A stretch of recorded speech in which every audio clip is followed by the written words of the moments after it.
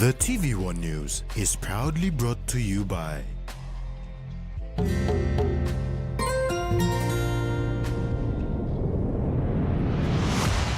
BSP, our bank, our people.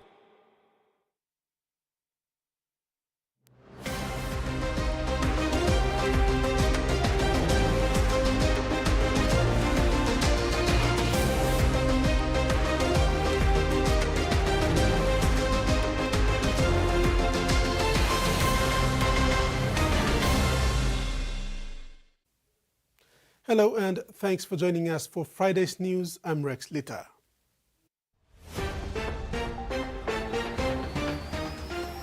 In this edition, no project fee to be charged this year. Calls made for equitable development across PNG. And Vipers to participate at 9's Premier League.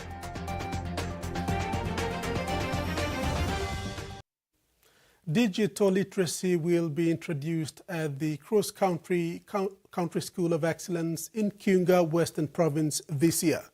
This subject has received a major boost from Bank South Pacific Kiunga branch on Wednesday, January 22nd, when they delivered 10 laptops, a printer and a Wi-Fi router to ecstatic head teacher Elias Ranga. Wanga, who was an outstanding presenter at the 4-day Science and Technology Conference at the PNG University of Technology in July 2024, said this year they will focus more on project-based learning to enable students to do more practical learning. The donation will be used in 5 major areas, including ICT literacy classes. Ranga said the donation will generally help to deliver a hybrid learning system where the brightest students can double 2 grades in a year within the use of such ICT facilities. The Papua New Guinea Education Department urges parents not to pay additional fees unless it is approved by the Provincial Education Board or National Education Board. This is the message from the department as the school year begins next week. The government's fee-free education policy since 2022 has expanded the budget with the inclusion of a project fee grant component to further relieve families of the burden of economic hardships. This means parents will not pay project fees to schools to enroll their children. However, parents have also been informed that they may pay some fees if approved by the Provincial Education Board or National Education Board based on the needs of the school. School is to collect parental contributions for a project without PEB's or NEB approval. NEB's approval. Parents should not contribute to projects not approved by provincial education boards or National Education Board. Parents should pay any fees to any school if the PB approval is not there or NEB approval is not there. There must be very clear approval for that fee to be collected. Education Secretary Dr. Uke Kombra said all schools who are entitled to project fees must have a school learning and improvement plan or SLIP that indicates the school's plans on how and where it will spend the project fee component of the free fee education policy, noting that the project fee is optional and not compulsory. Meanwhile, Education Minister Lucas Dekana has urged provincial governments, local level governments and district development authorities to support their schools' development and SLIP plans to ensure a successful 2025 academic year. Provincial governments and the local level governments and district development authorities are the immediate authorities responsible for the education of students in the general education sector. In the spirit of partnership, I urge every partner to help the school's development. Tracy Pa, TVWAN News. With the school year set to begin next week, free education funds are yet to be released by Finance and Treasury. And to mitigate a potential delay to the start of classes, The Education Department has sourced 160 million kina from its residual funds and will disburse it to next week. But how soon next week remains a question, as classes also start too. Education Minister Lucas Dekena announced on Thursday that project fees will no longer be paid by parents, as that component has also been covered under the government's free education scheme. Is to collect parental contributions for a project without PEB's or NEB approval. NEB's approval. Parents should not contribute to projects not approved by provincial education boards or national education board. However, he also announced that the department will use residual funds to fund the start of the school year. 160 million residual funds still sitting in our account, which we will use that money to make sure the school year starts off. But why the delay in the release of free education funds for the first term? Minister Dekena, in responding to this question put to him by this newsroom, said processing of warrants by the Finance Department usually takes time and for many reasons. He also gave comfort to students and parents that schools will start normal as usual. But for schools to start normal as usual, they need funds, and to date, not a single toya has been disbursed to school accounts yet, including the 160 million kina. The 160 million kina is expected to be disbursed next week when school resumes. And with the government now telling parents not to pay project fees, many schools will literally have no funds to start the school year, while some may use residues from last year to start. Questions were sent to the Minister and his Secretary, Dr. Uke Kombra, surrounding these concerns, but none have responded at the time of running this report. Ruth Rungula, TVWAN News. Police are appealing to parents and guardians to make it their business to know what their children are up to. Lay Metropolitan Acting Commander Chief Inspector James Luan underlined this when giving an update on the killing of a 19-year-old schoolgirl at Bumayong in Morobe Province. Petruda Toby was allegedly killed at around 4 p.m. on Thursday, January 16th, by a man she had met online. The suspect is now in the police custody, with police expecting to get details on the circumstances surrounding the killing of the young woman, who was preparing to enroll in grade 9 this year. Police reported that the slain teenager had met the suspect on Facebook late last year. Police stated that she went to meet him at Bumayong last Thursday afternoon when he reportedly stabbed her in the stomach with a knife.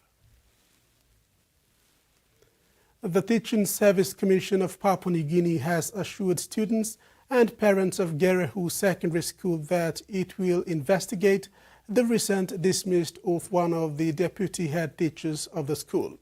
This is following a protest by students and parents on Wednesday, 22nd January, demanding the reinstatement of the deputy head teacher.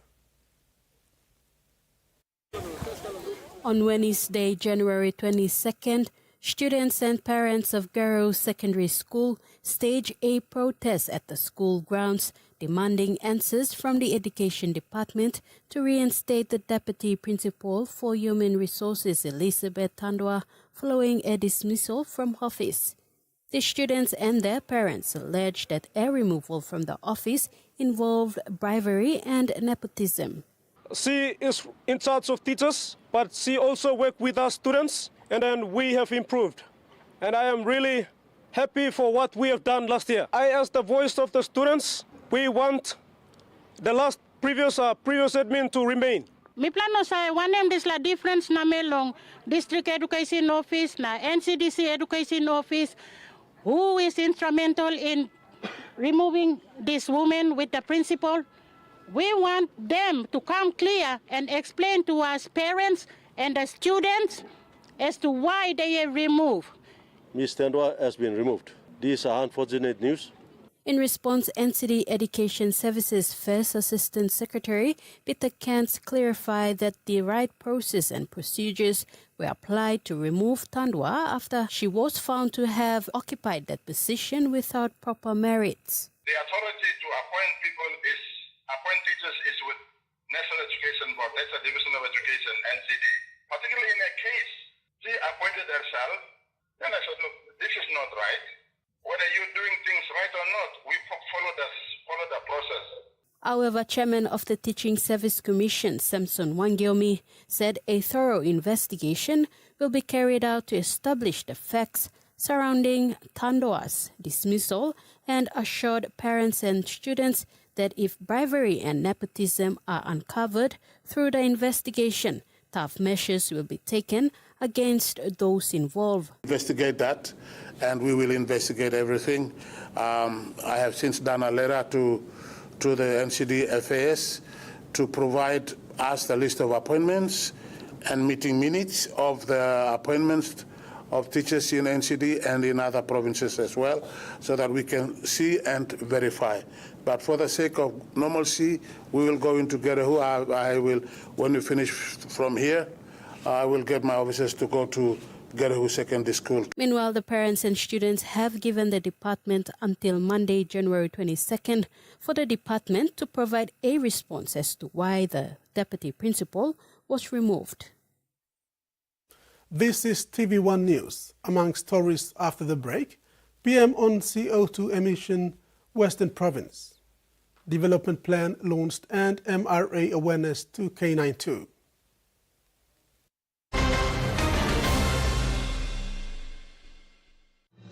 Experience a convenient and smarter way to do your banking with BSB Mobile Banking. You don't have to leave the office or your home to pay for bills. You can view your account balance, transfer funds, top up phone credits, or purchase Easy Pay units wherever you are. Visit your BSB branch today to register now for BSB Mobile Banking. BSB Mobile Banking, the smarter way to bank. BSB, our bank, our people.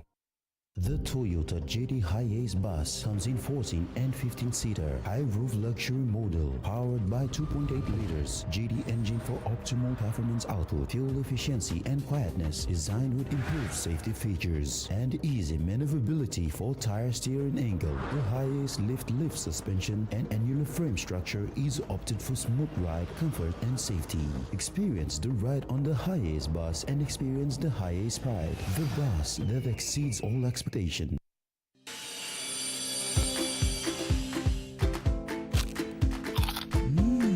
Right across the nation, we eat snacks crackers.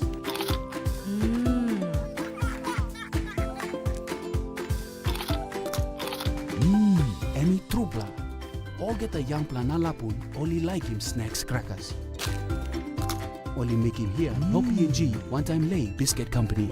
It's crunchy and tasty. It's irresistible.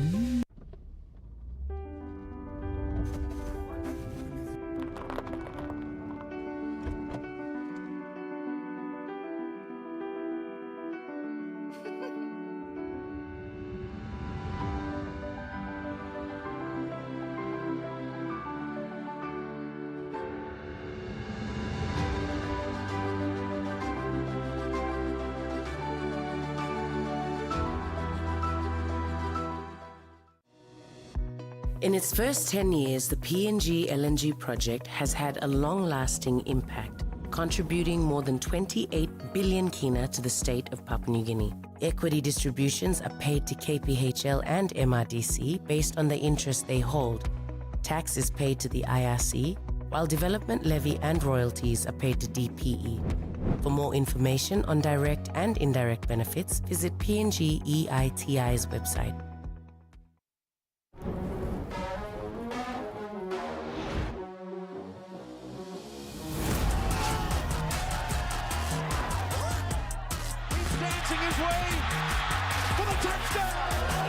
You got the Super Bowl fever? No medicine gonna cure that except watching the big game. Call in sick. Trust me.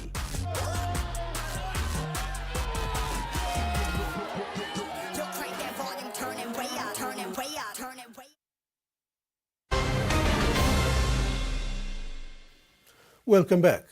Prime Minister James Marape has reiterated his call that big carbon emitters of the world have a moral obligation and bigger responsibility to manage the current climate crisis ahead of every other country. The Prime Minister said this in his response to President Donald Trump's withdrawal of the United States from the Paris Agreement. Prime Minister Marape was answering a question posed by New York Times journalist David Gelles to him in a panel at the World Economic Forum annual meeting in Davos this week. Mr. Gelles had asked the Prime Minister for his reaction to the withdrawal in light of Papua New Guinea's position as a world leader in biodiversity, tropical rainforests, and together with the rest of the Pacific countries, ocean space and marine resource and carbon sink holder. Medical Director and founder of Medline Pacific Center of Stem Cell and Regenerative Medicine and emerging doctor in medicine and sciences in the country, Dr. Samuel Maima recommends that a science and medical institute be established in the country to ensure gaps in medical and science training are covered. In an exclusive interview with TVWAN, Medical Director and founder of Medline Pacific Center of Stem Cell and Regenerative Medicine in the country, Dr. Samuel Maima, expressed that in some of the medical training he received, there were some critical courses that are not being taught in medical and science schools in the country. When switching courses from a master in obstetrics and gynecology to science, Dr. Maima specialized in the field of stem cell regenerating medicine while deepening his knowledge in the areas of related life sciences, neurosciences, stem cell sciences, molecular biochemistry, regenerating medicine, natural and nutritional medicine. With an extra Bachelor of Science under his belt from the University of Newcastle, Dr. Maima will have practiced 28 years this year. New emerging field of science and medicines that I thought may be relevant to our country and our region, and therefore I'm doing this PhD program with a view to establish a science and medical institute in our country and in our region, so those from Papua New Guinea, part of Asia Pacific, can come and also train the future scientists, future medical doctors to acquire credible scientific knowledge so that we can push on and pass on the next generations of scientists and medical doctors in the country and in the region. What was the main drive for Dr. Maima establishing the Center for Stem Cells and Regeneration Medicine?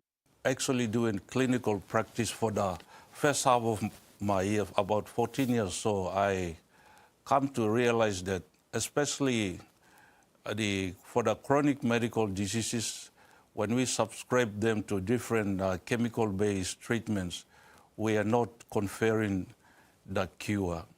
And when I entered medical training, I wanted to cure medical diseases and conditions. So medical conditions like heart failures, kidney failures, liver cirrhosis, hypertension, complicated diabetes, we've been given conventional chemical-based treatments. And I must say we have struggled in that area. And I thought that there may be a cure or effective cure somewhere there, which we have not actually come to it. Dr. Maima recommends that a science and medical institute be established to ensure gaps in medical and science training are covered. Frida Kana, TVWAN News. The Western Provincial Government has officially launched its Integrated Development Plan 2023 to 2027 with strong support from the Australian Government. The event was attended by key leaders, including Acting Prime Minister Sola Mirisim, Chief Justice Sagib Salika, Australian High Commissioner John Fix, and Western Governor Taboy Awi-Yoto. The development plan sets a clear vision for improving food security, health, education, law and order, and infrastructure for the people of Western Province. The plan reflects the province's vision of creating a community that is healthy, educated with food on the table and money in the pocket. Australia's High Commissioner highlighted the nation's ongoing partnership with PNG, emphasizing that Australia's investment in Western Province is an all-time high, spanning key sectors such as health, education, agriculture, and law and justice. The Western Province Development Plan launched in Daru on January 17th sparked calls for increased attention to resource-rich provinces. Mining Minister Wake Goi and Chief Justice Segib Salika shared their thoughts on equitable development during the event. Mining Minister Wake Goi voiced his support for Chief Justice Segib Salika's speech delivered during the Western Province Development Plan launch in Daru. Both leaders emphasized the need for better resource management and more equitable distribution of benefits to resource provinces like Western Province. In an exclusive interview, Goi echoed Salika's concerns, stating that many resource-rich provinces, despite contributing significantly to the national economy, are not receiving adequate services. Goi stressed the importance of ensuring that funds allocated for services, landowner benefits, and development projects are used effectively to create tangible outcomes for communities. A lot has been done, achieved. Yes, I want to say thank you to the PNG Sustainable Development of Teddy and the government over the years. A lot has also been achieved at the same time, but still not enough. One of the main affecting factors, in my view, is that we have a big province to share a little piece of cake, a cake that is to be shared by the province and by the districts and the populace. It's too big a province to take care of. Governor and the acting Prime Minister, perhaps it is my suggestion. My suggestion is to maybe give us another province in the Western Province. Chief Justice Salika also called for better governance and accountability, specifically referencing the lack of progress in implementing previous development plans. He suggested splitting Western Province into North Fly and South Fly provinces to improve resource allocation and governance. Meeting also all the resource provinces, similar in terms of services. Me like supporting current Chief Justice speech. Also, though some people they are on the ground. That's all. Yeah, they are doing something, but they have to do more, and the provincial government has to do more, and the local MPs has to do more, so that funds that are given specifically for services or landowners funds and all this they must put into good use, so that the back of the community, especially the youth, all must give them some return for their resource, especially gold in their own province. Both Goi and Salika call for improved public service delivery in remote areas like Morehead and Oriomo, where essential services are lacking. Goi reiterated the need for mining communities across PNG to see visible transformations from their resources, emphasizing that development must occur at the grassroots level to foster self-reliance and economic opportunities for the youth. The Western Province Development Plan launch has reignited discussions about resource transparency and the future of PNG's resource provinces. Leaders are being challenged to not only make plans, but to act decisively in addressing the growing needs of their people. Kaokiru Jr., TVWAN News. A team of project exploration coordinators from the Mineral Resources Authority is currently in Kainantu to carry out an awareness program involving landowners that host Kainantu Mines Exploration Licenses, or ELS. Kainantu Mining is currently conducting drilling and soil sampling at some of its adjacent exploration tenements. However, the company is facing issues accessing land under its ELS as landowners deny access to the prospecting area because of misconceptions on things such as benefits, employment, and other opportunities available during the exploration phase. This has delayed the company's exploration programs, costing the company significant time and resources. The awareness program is purposely to provide a platform for the landowners to express themselves, bring out their issues, and for MRA to address the issues in accordance with appropriate laws and regulations that govern ELs as per the Mining Act 1992. Other stakeholders who are represented at the meeting are K92 Mining, K92 District Administration, and the Eastern Highlands Provincial Government. And now to the finance news. The kina closed unchanged at $0.2494 in the interbank market. At Bank South Pacific, our kina was buying $0.2419, $0.3835 Australian dollars, €0.2247 and 37.33 Japanese yen. Looking at commodity prices at New York close, gold and cocoa closed higher, coffee, copra, crude oil and copper closed lower, and palm oil closed the day unchanged. And on the stock market, the Dow Jones closed higher, ASX closed higher, and all ordinaries closed higher as well. You are watching TV1 News. After the break, we turn abroad to news making headlines overseas. Stay with us.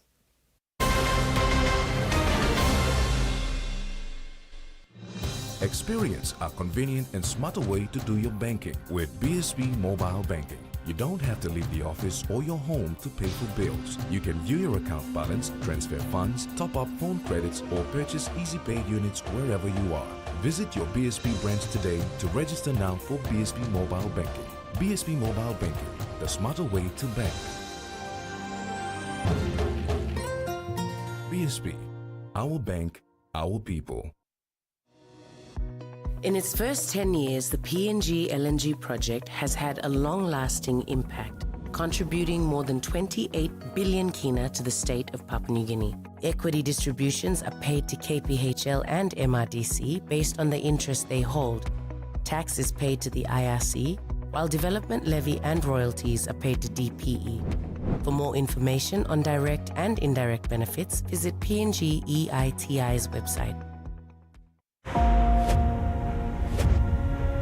This is a second day progress update for the works that has been carried out. We started 12 minutes shutting the plant, emptied the clarifier, exposed all the infrastructure, surface, internal, that needs to be repaired, did an inspection assessment, then handed over to the contractor with the engineer. Currently they're uplifting the rake structure, aligning it properly, and also they've removed the gearbox and the motor and the upper layer of the mechanical components of the faulty gearbox. And now they're in the process of removing the faulty gear. At the rate we are going, we expect to complete it by the end of January. Just appeal to the customers to bear with us. The services are still flowing, but not to the full extent because of the repair works to the faulty clarifier. But we're doing our best to ration water so everybody in the city gets some water during this time. And hopefully the work will be completed soon and will restore full service. What would you say to 6 months free bonus credit? Wowee! That's right. Get the Wowee 4G LTE smartphone from Digicel and you'll enjoy 35 kina bonus credit every month for 6 months, plus a whopping 50 gigs of data and 60 minutes free talk for 7 days. Hurry! Get your Wowee 4G LTE smartphone for only 199 kina at a Digicel store or agent today, and say Wowee to a total of 210 kina free credit. Only with Digicel. Rugby has never been as hot as it is right now. This upcoming Six Nations is the moment. The interception comes from Lowe, and Lowe is away. The pressure, the intensity. All you can ever do is be ready. Ready for war?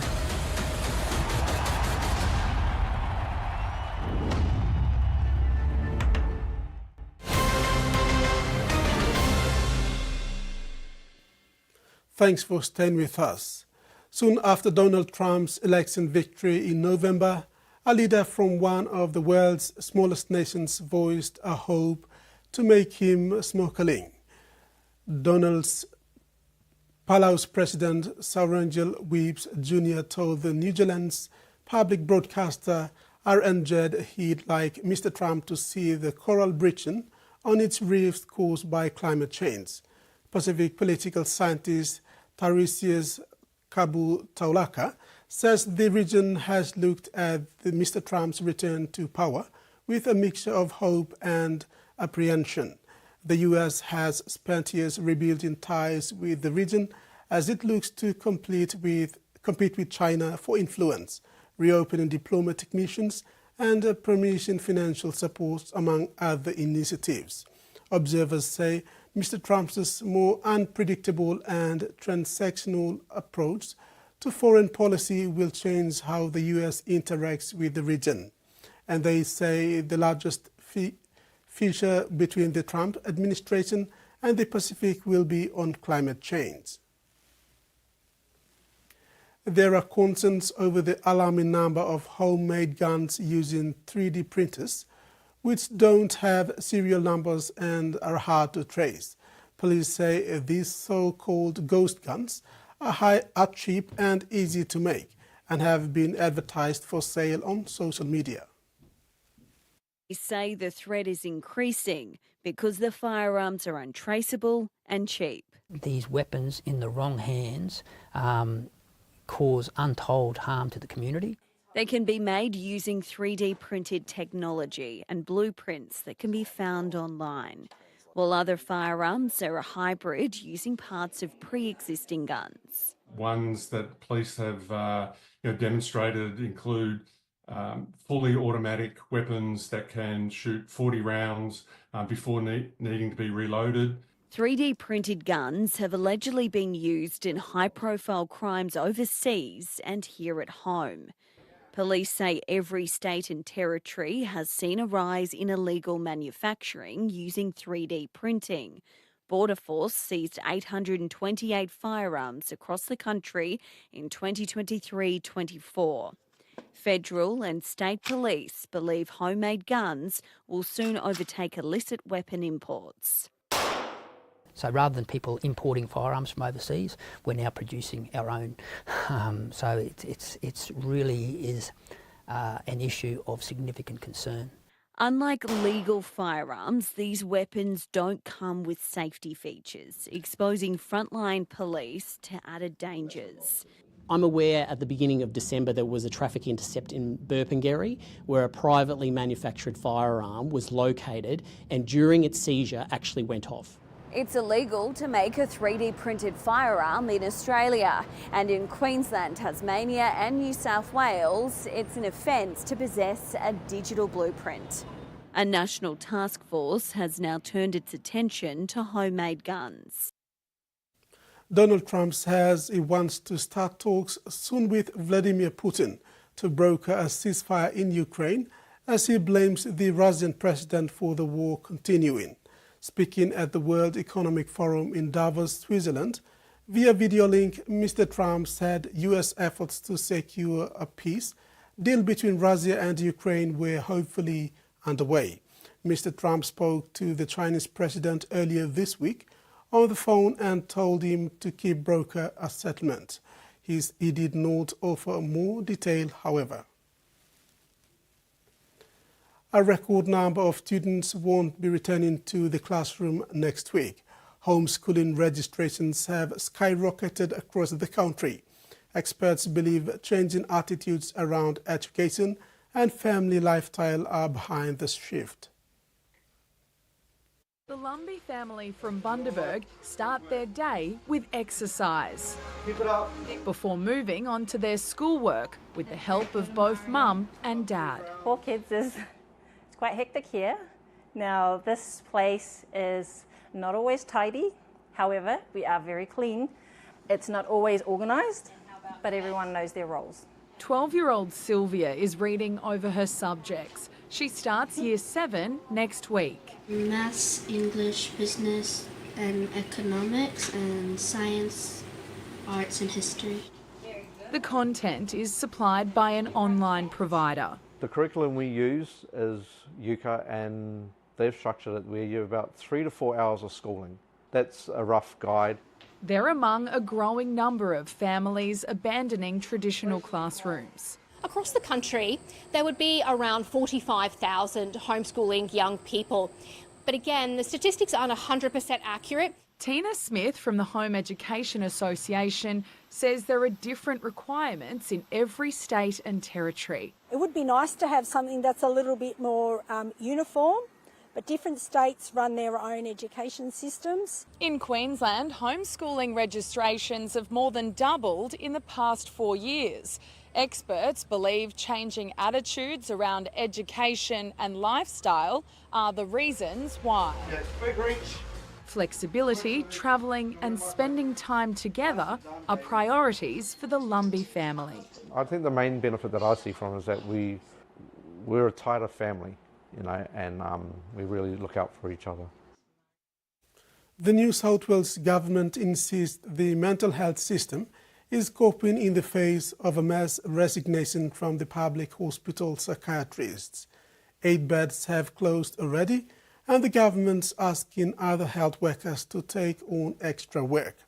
But one of the doctors involved in the walkout says the Premier should be called before the coroner if someone gets hurt.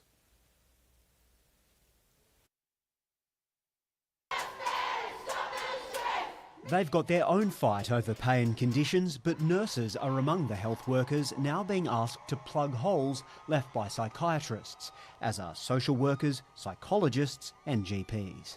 The system is resilient, the system is agile.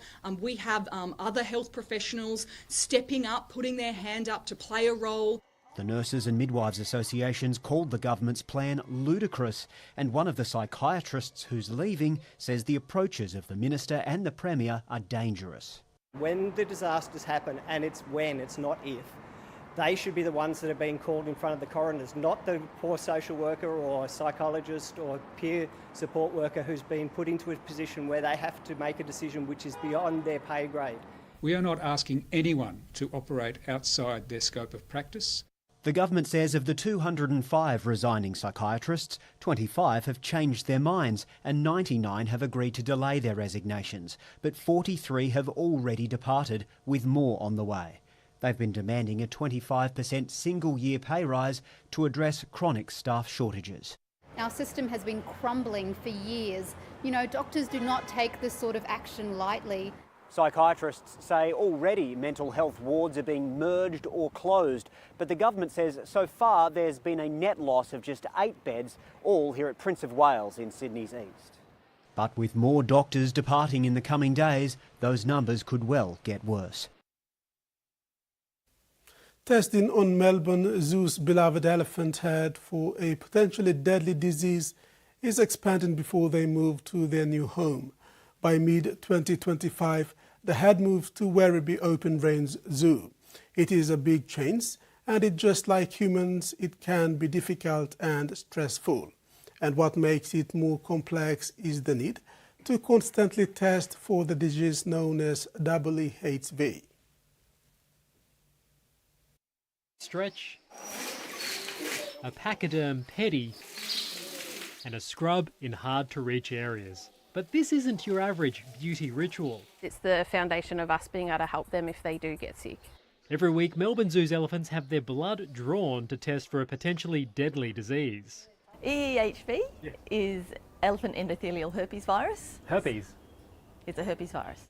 The disease lies dormant in all Asian elephants, and similar to human herpes, it's not known exactly what triggers it, but EEHV can be fatal.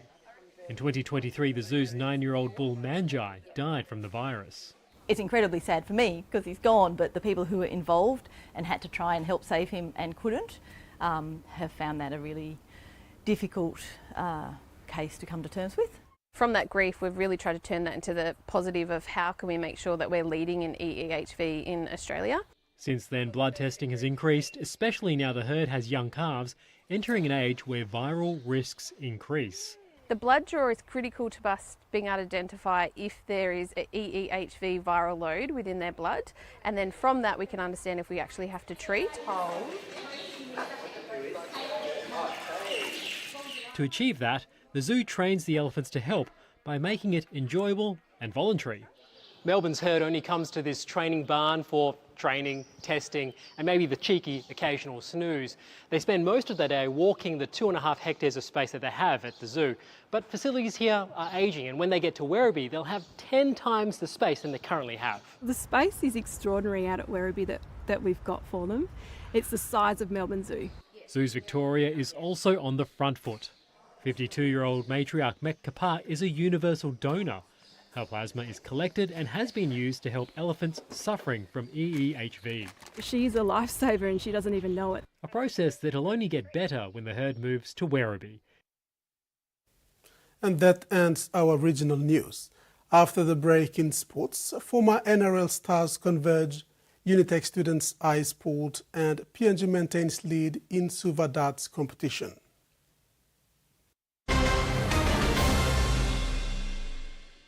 Hey PNG, guess what? What? You can save up to 34% on digital TV plans when you pay with Cell Money. Nice, yeah. And now, just visit a Cell Money agent or Digicel store to deposit money into your Cell Money wallet. Then dial *888# to buy your prepaid TV plan from your Cell Money wallet, or use the Cell Money app and boom, save up to 34%.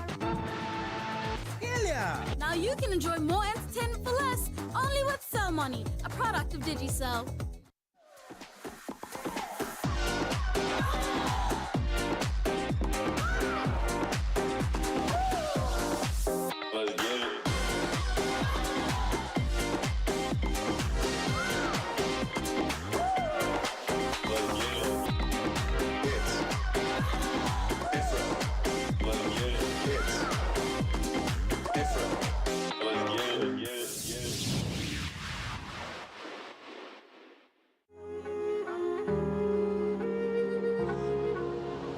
At Digicel PNG Foundation, we are proud to announce the launch of another round of the Community Grants, a significant initiative aimed at empowering local communities to solve their own problems. From the time we launched this initiative in 2019, we have given 92 grants totaling 4.5 million kina to over 70 organizations around the country. These local organizations have connected communities to water sources for the first time, built waiting homes for pregnant mothers, literacy centers for communities, health clinics in remote areas, classrooms for students, and safe houses for women at risk of violence. At Digicel, we're not just connecting people, we're empowering communities. Applications are now open.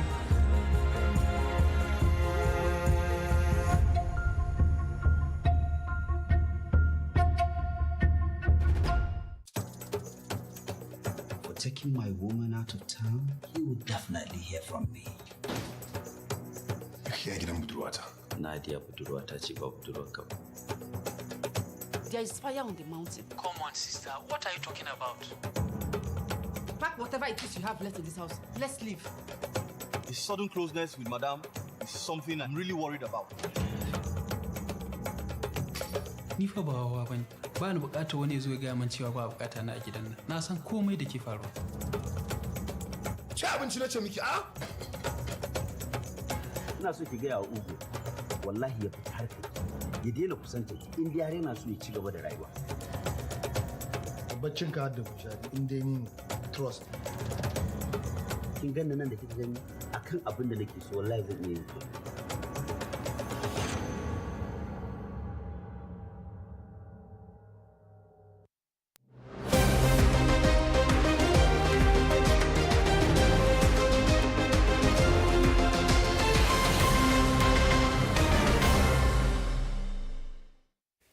Welcome back. In sports, a host of former NRL stars and athletes will converge on the Gold Coast for 9th Premier League.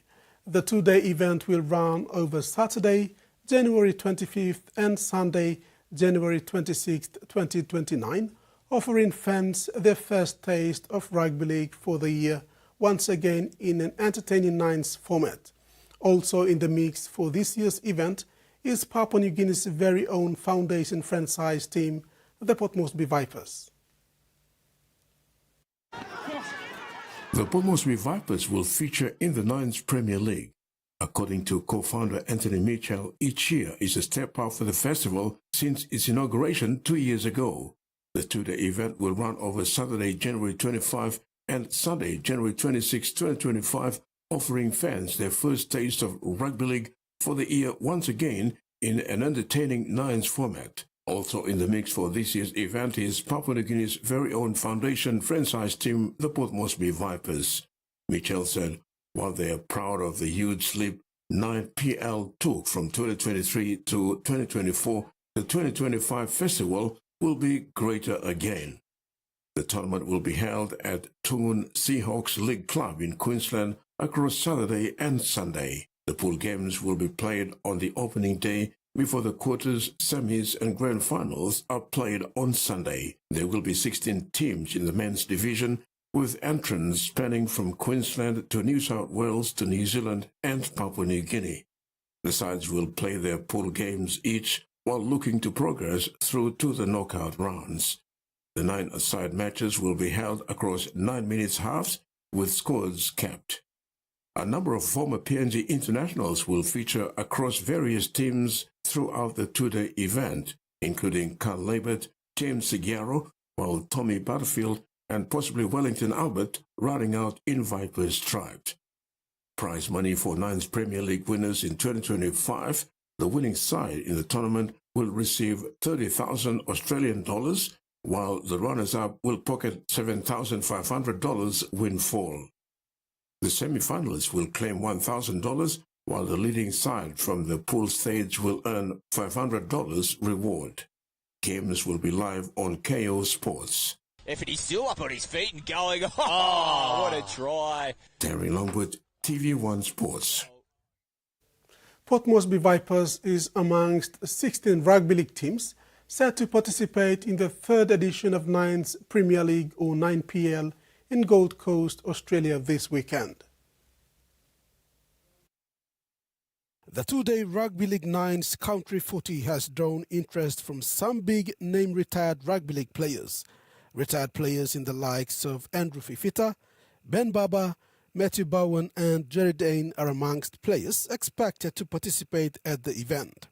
The Port Moresby Vipers have sent a formidable side to participate at the tournament, headlined by Gilmore Paul, Fedro Gene, Thomas Kuipa and Leon Undupia, under the mentorship of Brandon Gotuno. This would be a good pre-season shootout for the National Capital District franchise to trial ahead of their 2025 Digital ExxonMobil Cup campaign. This opportunity also allows the Vipers to test their mettle against some renowned rugby league legends and presents an invaluable experience for the Vipers team to gain exposure and create camaraderie. Meanwhile, former PNG Kumuls hooker James Seguiaro will also be playing in the competition with Team Legacy. He'd be lining up alongside former Brisbane Broncos stars in Anthony Milford, Alex Glenn, Jordan Kahu and TC Robati. The Nines Premier League is a concept of retired rugby league legend and Sydney Roosters' favourite son, Anthony Minicello. Rex Litter, TV1 Sports. Young Leigh Snakes Tigers captain and probe forward Jebedi Kip is on track to making his debut for the PNG Hunters in the 2025 QRL Host Plus Cup season, with an impressive pre-season so far. Currently doing his third year in computer science at the University of Technology in Leigh, Kip reckons he's ticked all the boxes since pre-season started in Block 1 and is confident of making the cut when the final squad is announced. The 24-year-old Western Highlands and Jiwaka native is relishing the Hunters' experience as he continues to work hard, learn and develop his craft in the game. Coming into the Hunters' camp for the first time at the end of last year was a completely new environment and experience, mainly the level of professionalism and standard of training compared to the Digital ExxonMobil Cup level. Kip was so thankful and acknowledged the support of the senior boys and the Hunters' management for providing such a conducive learning environment, making the new boys feel welcome and comfortable from week one. The senior mangi and then plus management was welcoming. All just provide is like comfortable environment. Learning or something. Though I'm mad, but just over our law, actually, and over names and making me slowly understanding or something. really feel at home. Probably one weekend can feel same league, but then and stop go after week I'm going feel at home. Things were smooth now. All right. While training has been intense with so much to cover over the past 2 phases of training, Kip is embracing the challenge and learning a lot of new skills and tactics on how to improve his craft and the professionalism in the game. His motto is faith, family, and footy. There's a lot of things where we need to line in, but slowly me go each day by day and me try best to work on law. Understanding me looking where me need him lining legs, taking each day at a time and me work on law craft minister. When reflecting back on his early rugby league influence, Kip said he started his footy career in the local Hagen League and then continued at Unitec while doing studies. Kip was playing in the Lays Next Nines tournament in early 2023 when he caught the eyes of the Tigers coach Noel Zemming, and the rest was history. His good leadership on and off the field and strong work ethic earned him the captaincy role last year, where he led the Tigers to the semi-final but fell short to Wigman. For the budding young prop, making the Hunters training squad was a dream come true. His next goal is making the 30-man squad after the trials, which is another challenge, but is ready to give it a real crack. My goal now is to make the 30-man and the final 30-man. Let's go them coach them talk. And then there's only starting 18 and then starting 13, so that's where my challenge is. Kip also has big dreams of making it to the Kumuls one day and transiting to other opportunities elsewhere. Terry Longwood, TVWAN Sports. Eastern Highlands Provincial Darts competition is scheduled for this weekend at the Zoological Lodge. It starts tomorrow at 10 a.m. and ends on Sunday. The tournament is sponsored by Zoological Lodge. The Eastern Highlands Provincial Darts competition for the first time has expanded to other provinces. 3 teams registered from Mount Hagen, 2 from Chimbu, 1 from Ramu, 5 Madang, and 2 from Leh. The host fields in 8 teams. Eastern Highlands Provincial Zoological Lodge Darts Competition Director Warwick Wild said this is expanding the competition to outside provinces in the hope to promote the competition. He is expecting a competitive tournament. Wild said each team fields in 4 female players and the rest are men. The participating teams will play in trebles, singles and doubles. Winner of the competition walks home with 5,000 kina. Consolation prizes will be given to the participating teams. PNG National Darts team maintains its lead in the South Pacific Darts Championship in Suva. Today, PNG defeated Fiji 7-4 at Extra Supermarket in Suva.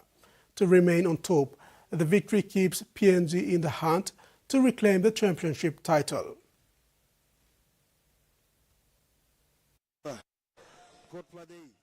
PNG National Darts team departed the country for the South Pacific Darts Championship with only one goal: to reclaim the championship title they relinquished to the tournament and never had a chance to defend it due to financial constraints. In the final round of the round-robin format games today, Tamasi Arua got the PNG team underway in the trebles along with Ikau Karo and Simon Mino. Arua checked out 34 and set the platform for their games, but Fiji returned to level up 1 set apiece before the singles matches kicked in. Fiji started the singles on a high note and took out the first set. The home side looked determined to go on with a string of wins, but PNG proved too good and took out the next 4 sets. PNG won 4 out of 6 singles in an enterprising show. The PNG team, mostly represented by members of the Port Moresby Darts Association, picked up from where they left off in the 3 double sets and took 2 of those. The jaw-dropping finish was led by ever-reliable Arua Leke. The highlight of the game was Leke's masterclass performance in the doubles. He nailed a 155 checkout to take the team home. 60, 57 for 38, 57 for 38. He needs it! One PNG! It was a tough assignment for the Fiji Darts team, taking on the competition leaders despite playing at home. PNG continues its campaign for the title, which it last won at the inaugural South Pacific Darts Championship in Port Vila, Vanuatu in 2018. That's all we have in sports. Now the weather forecast.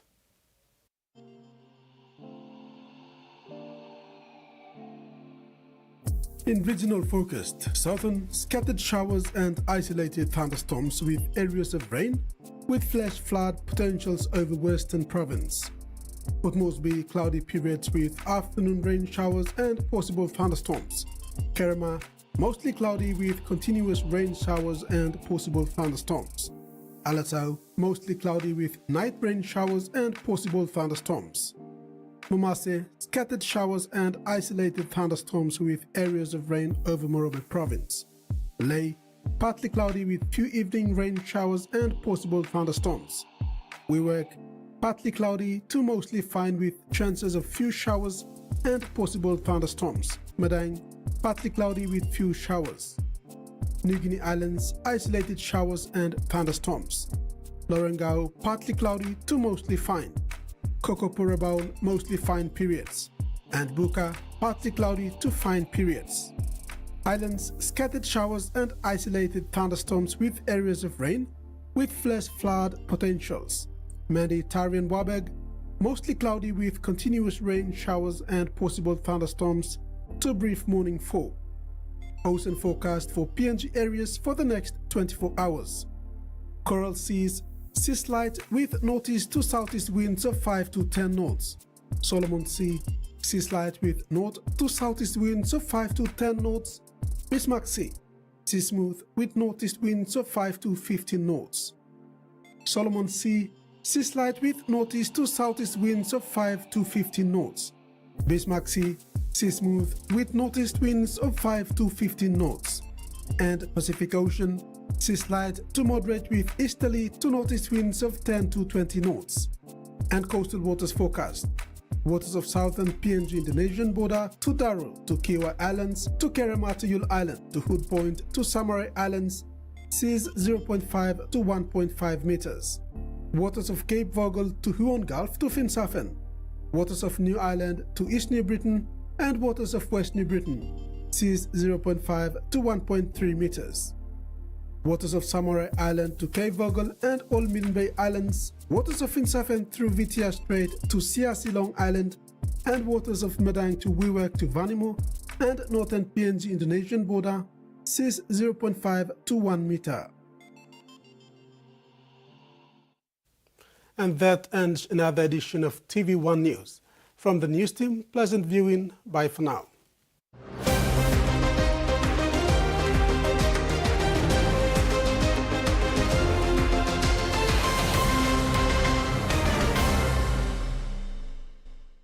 The TV1 News was proudly brought to you by